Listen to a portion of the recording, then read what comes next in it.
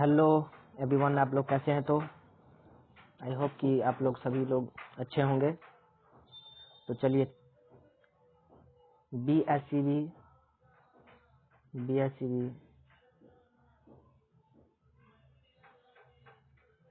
Bihar board से 10th का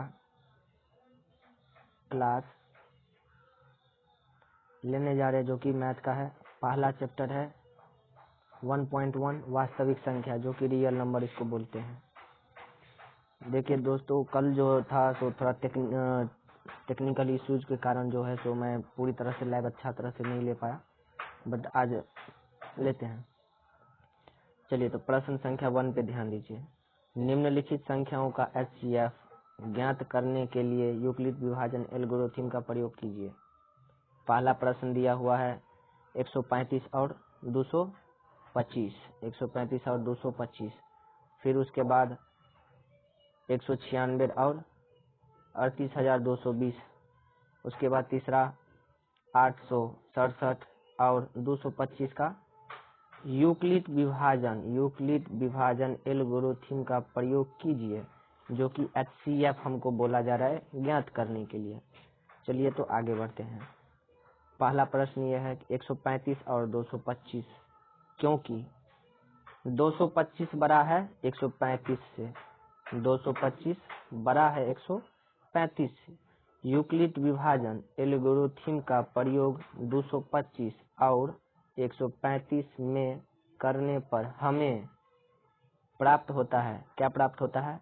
देखिए, 225 बराबर 135 गुने 1 + 90, यानी कि 91। मतलब 91 को और 135 को गुना कीजिएगा तो 225 आएगा ही आएगा। 91 को और 135 को गुना कीजिएगा तो 225 आ जाएगा, क्योंकि शेष 90 0 यूक्लिड विभाजन एल्गोरिथम का प्रयोग 135 और 90 में करने पर हमें प्राप्त होता है 135 बराबर 90 गुने 1 + 45, यानी कि यहाँ पे जोड़ का चिन्ह है। चलिए, तो आगे बढ़ते हैं।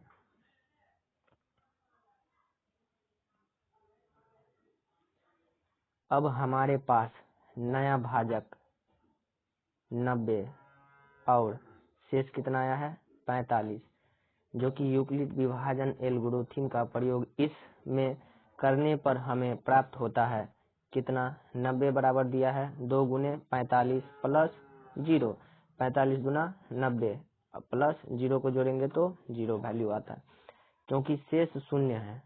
शेष क्या है? शून्य है, 0। इस प्रक्रिया को यहीं रोक देते हैं, क्योंकि इस समय भाजक 45 है, इसलिए 135 और 225 का HCF 45 है। ठीक, यहाँ तक कोई दिक्कत परेशानी? देखिए स्टूडेंट, आप लोग जो है सो थोड़ा बहुत मेरा हेल्प करेंगे, ताकि मैं और अच्छा से अच्छा पढ़ा सकूं, न कि PDF पर। थोड़ा अभी मेरे पास उतना सामान अवेलेबल नहीं है जो कि मैं अच्छा से अच्छा पढ़ा सकूं। दूसरा 196 और 38,220, क्योंकि 38,220 बड़ा है किससे? 196 से, 196। यूक्लिड विभाजन एल्गोरिथम का प्रयोग 38,220 और 196 में करने पर हमें प्राप्त क्या होता है? आइए चलिए देखते हैं।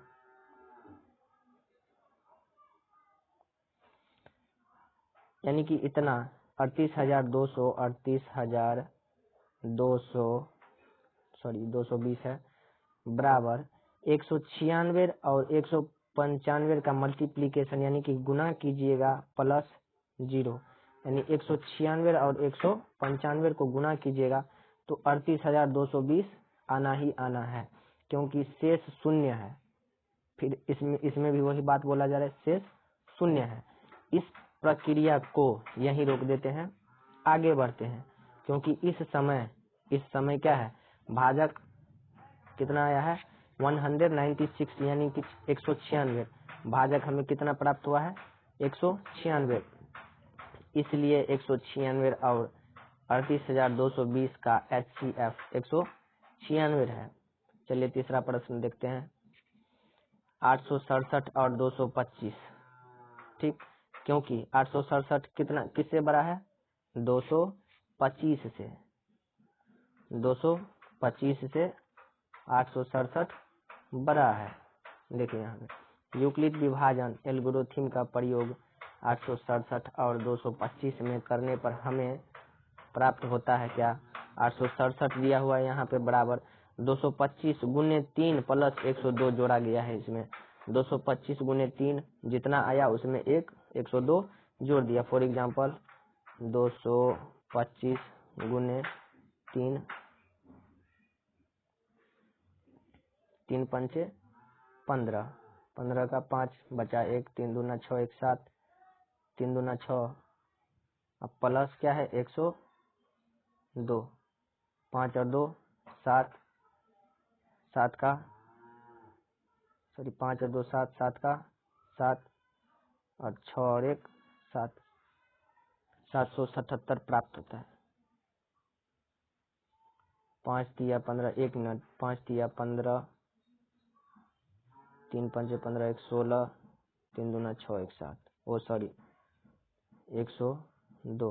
अब जोड़िए 5 और 2 7, 6 7 और 1 8, 867 प्राप्त होता है।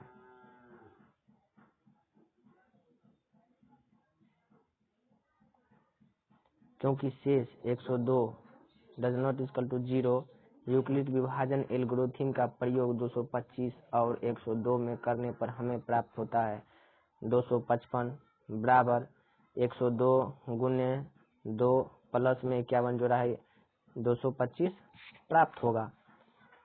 अब हमारे पास नया भाजक क्या है? 102 और शेष जो बचा हुआ है कितना? 51।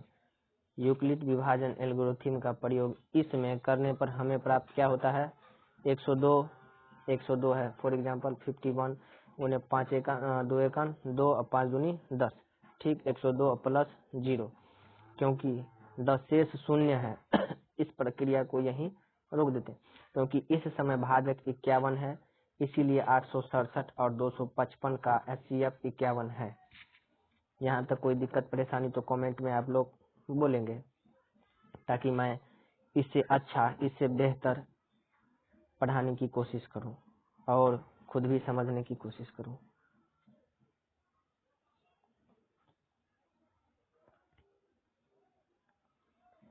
दर्शाइए, प्रश्न संख्या दूसरा है, बुक में मिला लेंगे। दर्शाइए कि कोई भी धनात्मक विषम पूर्णांक, विषम किसको बोलते हैं? 1 3 5 7 9 11 13 ऐसे ही करता चला जाएगा। विषम संख्या जो कि जोड़ा न लगे उसे विषम संख्या कहते हैं। पूर्णांक 6q+1 या 6q+3, फॉर एग्जांपल देखिए यहाँ पे 1 दिया हुआ, यहाँ पे 3 दिया हुआ, यहाँ पे 5 दिया हुआ है के रूप में प्राप्त होता है, जहाँ q कोई पूर्णांक है, कोई पूर्णांक है। माना कोई, यहाँ से लिखना शुरू करेंगे, माना कोई धनात्मक पूर्णांक a और b बराबर 6l।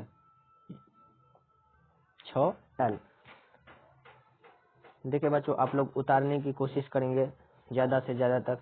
मेरा ऑफलाइन बैच भी चलता है, जो कि घर पे चलाते हैं ऑफलाइन बैच। ऑनलाइन माध्यम से कुछ जो है सो आप लोगों को सहायता देना चाहते हैं, ताकि मैं भी अच्छा बन पाऊँ और आप लोगों को भी साथ साथ अच्छा बना पाऊँ। यूक्लिड विभाजन एल्गोरिथम से a बराबर 6q+r, जहाँ q 0 और r 0 1 2 3 4 5, क्योंकि 0 बराबर r से बड़ा कौन है? 6i, इसीलिए a बराबर 6q या 6q+1 या 6q+2 या 6q+3 या 6q+4 या 6q+5। अब 6q+1 बराबर 2 गुने 3q+1 बराबर 2k1+1, जहाँ k1 एक पूर्णांक है।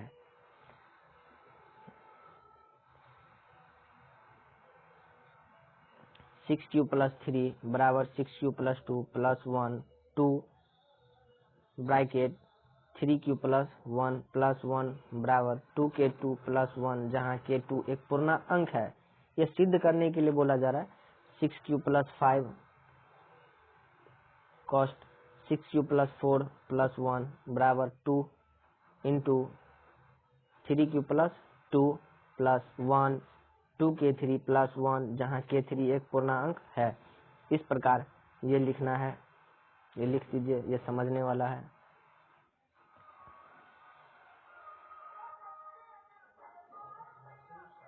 तो वीडियो को रोक करके आप लोग लिख लीजिएगा। चलिए, और एक बात जो कि मैं आप लोगों को कम्प्लीटली सिलेबस कवर करवाऊंगा। जैसे कि ये मैथ हो गया, तो मैं अभी PDF पे पढ़ा रहा हूँ, मेरे पास उतना संसाधन उपलब्ध नहीं है, इसीलिए मैं इस पे पढ़ा रहा हूँ। जैसे कि मेरे पास संसाधन हो जाता है तो मैं कुछ और बेहतर करने की प्रयास करूंगा। इसमें आप लोगों को भी सपोर्ट चाहिए।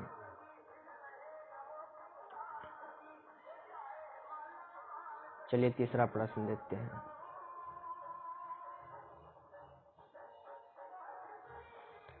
प्रश्न संख्या तीसरा क्या बोला जा रहा है? किसी परेड में 616 सदस्यों वाली एक सेना की टुकड़ी को 32 सदस्यों वाले एक आर्मी बैंड के पीछे मार्च करना है। दोनों समूहों को समान संख्या वाले स्तंभों में मार्च करना है। उन स्तंभों की अधिकतम संख्या क्या है जिसमें वे मार्च कर सकते हैं? इसका उत्तर देखते हैं। उन स्तंभों की अधिकतम संख्या HCF का मतलब महत्व 616 और 32 से प्राप्त होती है। यूक्लिड विभाजन एल्गोरिथम का प्रयोग 616 और 32 में करने पर हमें प्राप्त क्या होता है? आइए देखते हैं। तो 616 दिया हुआ है यहाँ पे। 616 बराबर 32 गुने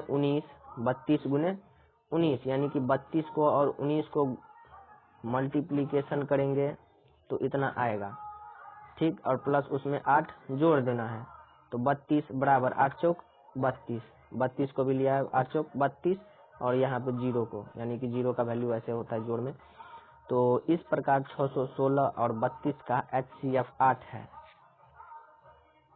616 और 32 का HCF 8 है। इसीलिए वे 8 के स्तंभों के मार्च कर सकते हैं। चलिए, यहाँ तक कोई दिक्कत परेशानी? अगर कोई दिक्कत परेशानी हमारे वजह से आपको हो रहा है, मतलब पढ़ाने में थोड़ा दिक्कत आ रहा है, जैसे कि आपको पढ़ने में भी दिक्कत आ रहा है, तो आप लोग कमेंट बॉक्स में जरूर बताइएगा, ताकि मैं और बेहतर से बेहतर करने की प्रयास कर सकूं। चलिए आगे बढ़ते हैं।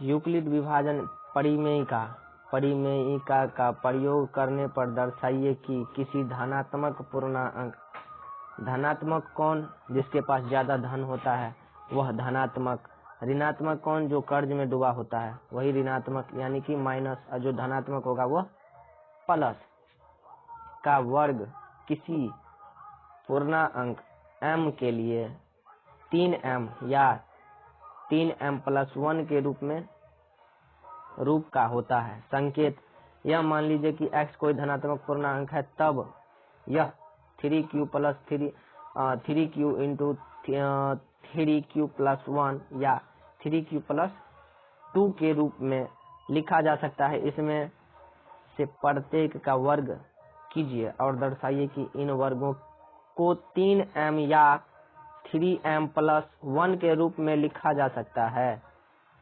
आइए इसका उत्तर देखते हैं।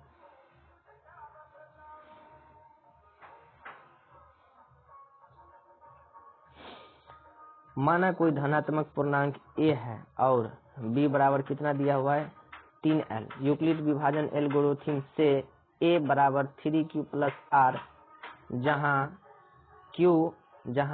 q से बड़ा कौन है 0, यानी कि q बड़ा है 0 से, और r बराबर 0 1 2 3, ये इसीलिए a बराबर 3q या 3q प्लस 1 या 3q प्लस 2 लिख सकते हैं। यहाँ पे देखिए फॉर एग्जांपल यहाँ पे समझाया गया है।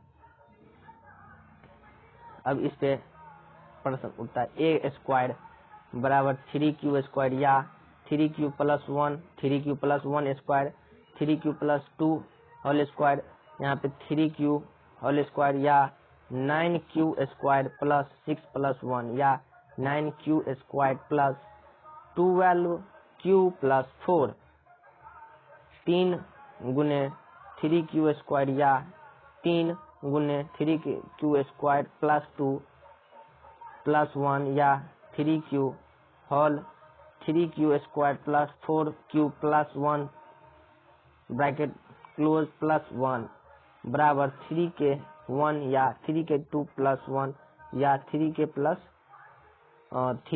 3 प्लस 1, जहाँ k1 k2 और k3 धनात्मक पूर्णांक है।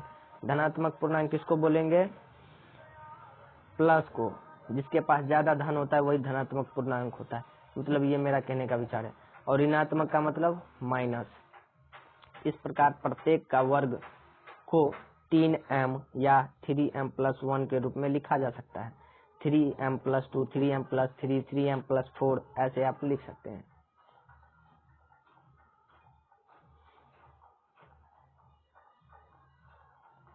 आइए प्रश्न संख्या 5 पे देखते हैं। यूक्लिड विभाजन प्रमेयिका का प्रयोग करके दर्शाइए कि किसी धनात्मक पूर्णांक का घन 9m प्लस 1 या 9m प्लस 8 के रूप में होता है। आइए इसको देखते हैं। माना कोई धनात्मक पूर्णांक, यहाँ पे माना होगा, माना कोई धनात्मक पूर्णांक है, कोई भी मान के चलिए धनात्मक पूर्णांक है। फॉर एग्जाम्पल b बराबर 3 लिया हुआ है। यूक्लिड विभाजन एल्गोरिथम से a बराबर 3q प्लस r, जहाँ q does not equal to 0 और 0 ये बराबर, इसीलिए a बराबर 3q या 3q प्लस 1 या 3q प्लस 2। जब a बराबर 3q, aq बराबर 3 यानी whole 3q equal to 3 plus, यानी कि 3 को 3 बार यहाँ पे मल्टीप्लीकेशन किया गया है। 3 3 9 27, 27 क्यूड, 27 की cued 9 bracket 3q plus cued बराबर 9m, यहाँ पे कॉमन लिया गया है, जहाँ m एक पूर्णांक है और m बराबर 3q क्यूड। जब a और 3q plus 1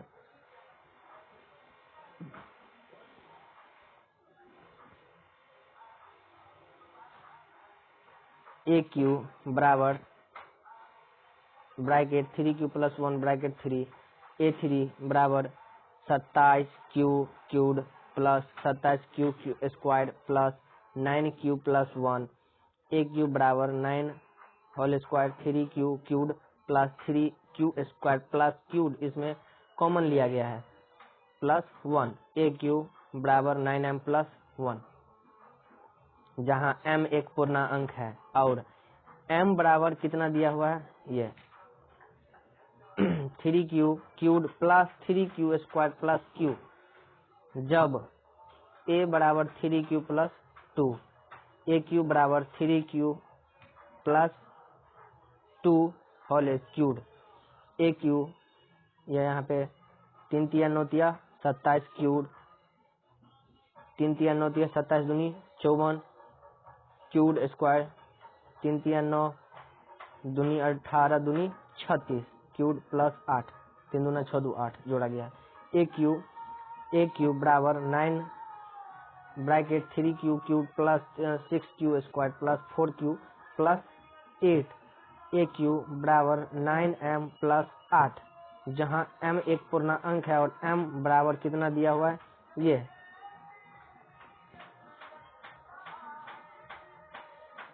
3q cube plus 6q plus square plus 4q। इसीलिए किसी धनात्मक पूर्णांक का घन nm यानी कि 9m कॉमन 9m प्लस 1 या 9m प्लस 8 के रूप में होता है। यहाँ तक कोई दिक्कत परेशानी, अगर ज़्यादा फास्ट भी बोलते होंगे तो आप लोग कमेंट बॉक्स में ज़रूर कीजिए। चलिए ये तो 1.1 का हो गया। तो मेरा जहाँ पर भी यहाँ पे थोड़ा बोलने में हिचकिचाहट आ रही हो, थोड़ा दिक्कत परेशानी मेरे को लग रहा हो, मतलब आप लोगों को थोड़ा लग रहा हो दिक्कत परेशानी बोलने में या फिर चाहे बताने में कोई दिक्कत परेशानी हो, ऐसा कोई भी मेरे पढ़ाते टाइम अगर कोई भी दिक्कत आ रहा हो, आप लोगों को समझ में नहीं आ रहा हो या फिर चाहे आ रही हो, तो उसको हमें कमेंट बॉक्स में जरूर बोलिएगा, क्योंकि अभी ये लाइव क्लास चलता ही रहेगा। अभी थोड़ा मेरा हैबिट थोड़ा कम बना है, जो कि आप लोगों को PDF भी उपलब्ध करवा दिए जाएंगे। मेरा यूट्यूब चैनल है study life, STUDY study life 59, ये सर्च कीजिएगा तो आ जाएगा यूट्यूब पे। आप लोग ऐसे ही प्यार और सपोर्ट बनाइए रखिए, ताकि मैं कुछ आगे और बेहतर से बेहतर कर सकूं। धन्यवाद।